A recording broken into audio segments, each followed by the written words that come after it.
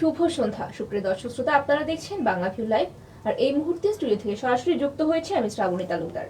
সকলকে শুভেচ্ছা জানিয়ে শুরু করছি বাংলা ভিউ সারাদিনের খবর।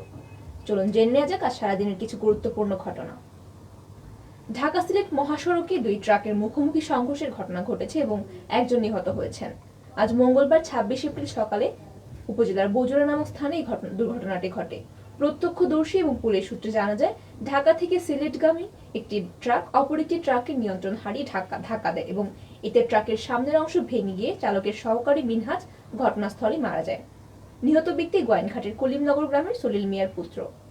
পুলিশ দুর্ঘটনাগ্রস্ত ট্রাক এবং নিহতর লাশ উদ্ধার করে ময়নাতদন্তের জন্য হবিগঞ্জ সদর হাসপাতালে প্রেরণ করেছে এবং হাইওয়ে থানার ওসি মোহাম্মদ সালেহ আহমদ ঘটনাটি নিশ্চিত করেছেন। চলে যাচ্ছে পরবর্তী সংবাদে। আকাশপথে চাপ সামলাতে অতিরিক্ত ফ্লাইট মোতায়েন করা হয়েছে। ২ বছর পর কোনো বিধিনিষেধ ছাড়া এবার ঈদ করবে স্বস্তিতে দেশবাসী। ঈদযাত্রীর ভোগান্তি কমাতে অনেকে এবার আকাশপথকে বেছে নিচ্ছেন। আর তাই সড়ক ও রেলের মতো আকাশপথেও বেড়েছে যাত্রীদের চাপ। বাড়তি চাপ সামলাতে দেশের অভ্যন্তরীণ রুটে ফ্লাইট বাড়িয়েছে বিমান বাংলাদেশ সহ বেসরকারি অনেক এয়ারলাইন্সগুলো জানিয়েছে, পবিত্র ঈদ উল ফিতরকে সামনে রেখে ইতোমধ্যেই দেশের অভ্যন্তরীণ রুটের ফ্লাইটের ৯০% টিকিট বিক্রি শেষ হয়ে গিয়েছে। বেশিরভাগ মানুষ ২৯ এবং ৩০ এপ্রিল ভ্রমণের পরিকল্পনা করেছেন। সব মিলে ২৭ এপ্রিল থেকে ২ মে পর্যন্ত চাপ থাকবে। যাত্রীদের অতিরিক্ত চাপের কারণে ফ্লাইট সংখ্যা বাড়ানো হয়েছে।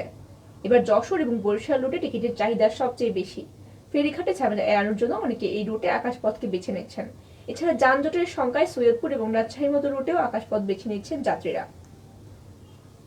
এয়ারলাইন্সগুলো বলছে ৩ থেকে ১০ মে পর্যন্ত ঢাকা থেকে সিলেট এবং কক্সবাজারের টিকিটের চাহিদাগুলো বেশ রয়েছে। অনেকে ঈদের পর পরিবার নিয়ে ঘুরতে যাবেন কক্সবাজার এবং সিলেটে। সেক্ষেত্রে চাহিদার ভিত্তিতে এই দুই রুটের ফ্লাইট সংখ্যাও বাড়ানো হতে পারে। সিলেট রেঞ্জের ডিআইজি মফিজউদ্দিন আহমদ জানিয়েছেন, মানুষের ঈদযাত্রা সফল এবং নিরাপদ করতে পুলিশ প্রশাসন সম্পূর্ণ প্রস্তুত। এই লক্ষ্যে বিভিন্ন ডিপার্টমেন্টের সমন্বয়ে সভা অনুষ্ঠিত হয়েছে। আলাপ আলোচনা শেষে প্রয়োজনীয় পদক্ষেপ গ্রহণ করেছেন সংশ্লিষ্ট দায়িত্বশীলরা। তিনি বলেছেন, বিশেষ করে সিলেটবাসীকে নিরাপদ ঈদযাত্রার ব্যাপারে আশ্বস্ত করেছেন তিনি।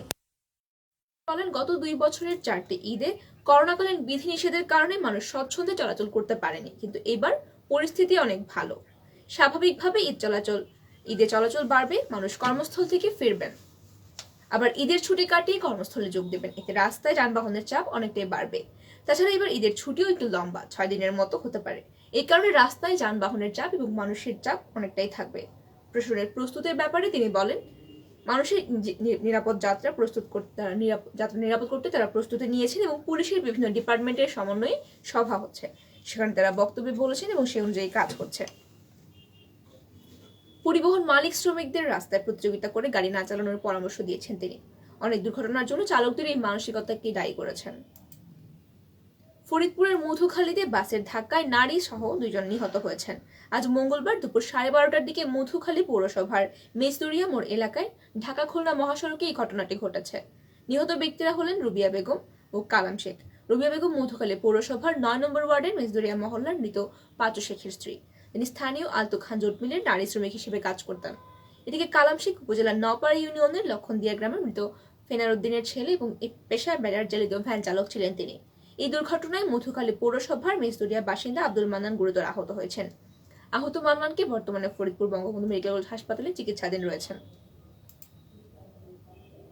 ব্যাংক ঋণের 126 কোটি টাকা আত্মসাতের অভিযোগে দুর্নীতি দমন কমিশনের করা মামলায় সোনালী ব্যাংক খুলনা কর্পোরেট শাখার সহকারী কর্মকর্তা কাজী হাবিবুর রহমানকে কারাগারে পাঠিয়েছে আদালত। আজ মঙ্গলবার দুপুরে খুলনা মহানগর বিশেষ দায়রা জজ আদালতে হাজির হয়ে জামিনের আবেদন করেছিলেন হাবিবুর। বিচারক মাহমুদা খাতুন জামিন নামঞ্জুর করে তাকে কারাগারে পাঠানোর আদেশ দিয়েছেন। দুদকের আইনজীবী খন্দকার মুজিবুর রহমান বলেন, পাট কেনার জন্য সোনালী ব্যাংক থেকে 2010 সালে সিসি প্লিত সিসি হাইপো খাতে দফায় 85,80,69,174 টাকা ঋণ গ্রহণ করে মেসার্স সোনালী জুট মিল, কিন্তু এর বিপরীতে মালামাল ক্রয় না করে ওই টাকা আসামিরা পরস্পর যোগসাজশে আত্মসাৎ করেন। বর্তমানে সুদাসুলি টাকার পরিমাণ দাঁড়িয়েছে 126,82,282 টাকা। মামলার অন্যান্য আসামিরা হলেন মেসার্স খুলনা জুট মিলের লিমিটেডের চেয়ারম্যান SM এমদাদুল হোসেন এবং সোনালী ব্যাংক লিমিটেড খুলনা কর্পোরেট শাখার তৎকালীন উপব্যবস্থাপক নেপাল চন্দ্র সাহা। এবারে আন্তর্জাতিক। ইউক্রেন থেকে সব ধরনের পণ্য আমদানির ক্ষেত্রে শুল্ক ছাড়ের ঘোষণা দিয়েছে যুক্তরাজ্য সরকার।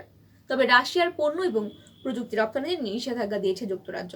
রাশিয়ার রপ্তানির ওপর এই নিষেধাজ্ঞার কারণ হিসেবে যুক্তরাজ্য বলেছে, এই পণ্য ইউক্রেনীয়দের বিরুদ্ধে যুদ্ধে ব্যবহার করা হবে। যুদ্ধের কারণে ইউক্রেনের অর্থনীতির রেকর্ড সংকোচনের মুখে। এমন পরিস্থিতিতে মিত্র দেশ হিসেবে যুক্তরাজ্যের সাহায্য চেয়ে অনুরোধ করেছিলেন ইউক্রেনের প্রেসিডেন্ট ভ্লাদিমির জেলেনস্কি। তারই পরিপ্রেক্ষিতে যুক্তরাজ্যের আন্তর্জাতিক বাণিজ্য বিষয়ক মন্ত্রী আন্না ম্যারি ট্রাভেলিয়া এক বিবৃতিতে এই ঘোষণা দিয়েছেন। ট্রাভেলিয়া বলেছেন, জব, মধু, প্যাকেটজাত টমেটো, হাঁস মুরগির মাংসের মতো প্রধান রপ্তানি পণ্য সহ ইউক্রেনের সব পণ্যের শুল্ক কমিয়েছে যুক্তরাজ্য।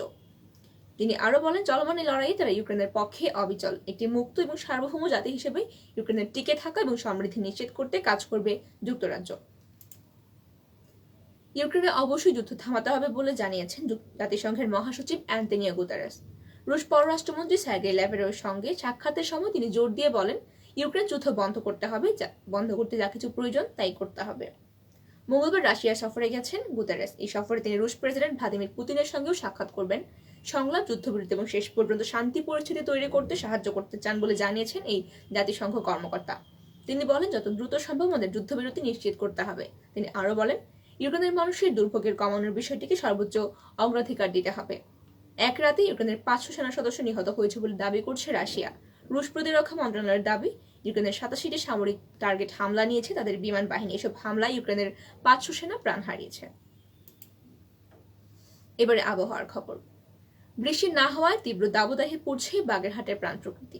প্রতিদিন 38 থেকে 39 ডিগ্রির উপরে তাপমাত্রা বিরাজ করছে বাগেরহাট জেলা জুড়ে। দাবদাহ আর তীব্র গরমে অতিষ্ঠ হয়ে পড়েছে এখানকার এলাকাবাসীর জীবন। সূর্যের প্রখর তাপে সাধারণ মানুষের জীবন অতিষ্ঠ।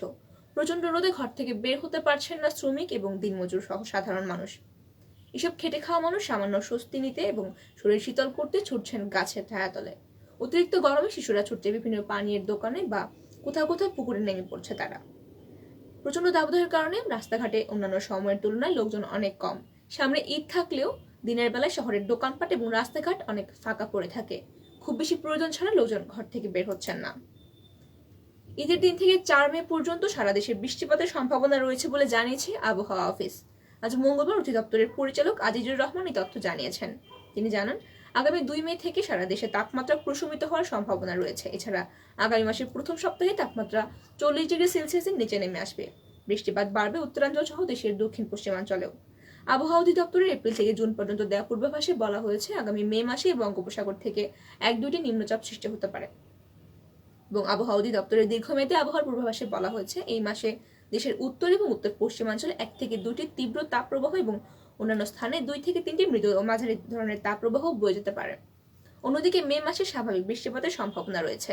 এই মাসে বঙ্গোপসাগরে 1 থেকে 2টি নিম্নচাপ সৃষ্টি হতে পারে এবং উত্তর থেকে মধ্যাঞ্চল পর্যন্ত 2 থেকে 3 দিন মাঝারি বা তীব্র কালবৈশাখী ঝড় বা বজ্রসহ ঝড় এবং অন্যান্য স্থানে 3 থেকে 4 দিন হালকা বা মাঝারি কালবৈশাখী ঝড় বা বজ্রসহ ঝড় হবার সম্ভাবনা রয়েছে।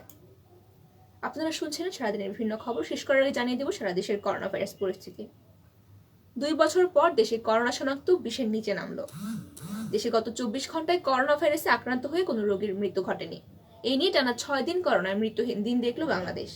একই সময় করোনা শনাক্ত হয়েছে মাত্র 19 জনের, যা 2 বছরের বেশি সময় পর দেশে করোনা শনাক্তের সংখ্যা 20-এর নিচে নেমে এসেছে। এর আগে 2020 সালের 5 এপ্রিল একদিনে 18 জন রোগী শনাক্তের তথ্য দেয় স্বাস্থ্য অধিদপ্তর। মঙ্গলবার স্বাস্থ্য অধিদপ্তর থেকে পাঠানো করোনা বিষয়ক নিয়মিত সংবাদ বিজ্ঞপ্তিতে তথ্যটি জানানো হয়েছে। দেশে এই পর্যন্ত করোনায় মৃতের সংখ্যা 29,127 জন। এছাড়াও মোট করোনায় আক্রান্তের সংখ্যা দাঁড়িয়েছে 19,52,602 জন। শুনছিলেন সারাদিনের বিভিন্ন খবর। এতক্ষণ সঙ্গে থাকার জন্য সকলকে অসংখ্য ধন্যবাদ।